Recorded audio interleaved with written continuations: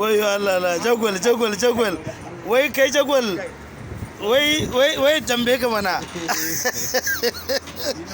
wannan uwar jakar da ka ebo har da ya karamata kai ba za ka dauko iyaye ba sai ka dauko har da kanwa ai gwara mu ban garin mu ban musu garin da Allah me kake nufi yau ka kulle mutum baka bashi abinci ba ta wani inyamuri yana wai hunger virus pass coronavirus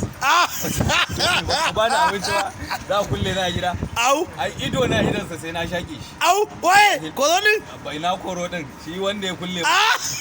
Allah ya saka wa Allah ya binci burzan tafi Allah to shikenan kada baka manta wannan kauyen mun ji din fa da kake sauran zaka tafi an ce shi ma a labarin da ake bayarwa na Kano kamar akwai wani likita da ya je mun ji ba tuntuna an koro shi ma ko ki ayan ce kuma an gwada shi test positive negative yanzu ba shi da ita to alhamdulillah to yanzu amma tsaya tukuna kai za lissafin ka cikin garin mun ji ba lockdown kenan babu billahi babu yanzu daga nan haka coca cola ne billahi lazi daga coca cola sai ina billahi lazi dai mun ji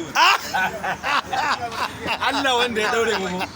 Allah wanda ya daure Allah a yanzu zan ganshi sai na shaƙe billahi lazi ido na iransa Allah ya nemo mutu tare wato kace wancan yamurin ya ce wai hunger virus pass coronavirus ai la ilaha gaskiya ne kai ma ka sani sai da mu da su kawai to ina da tambaya kawai wannan ka gane wannan virus na shigo da shi business ne kawai suke su a iyakansu su wannan wallahi inna lillahi wa inna ilaihi Allah business ne kudi ne aka tara su masu bakudai a Kano idan bata shigo Kano ba idan bata shigo Kano ba wannan ba a ce ta shigo Kano ba ka gane za a bincike su ina kudin da aka tattara ina kudin da aka tara amma yanzu da suka shigo baka ji kullun sai an kara mutum 2 zuwa 3 mutum 20 duk ƙaryar banza ce billahi allazi ƙaryar banza ce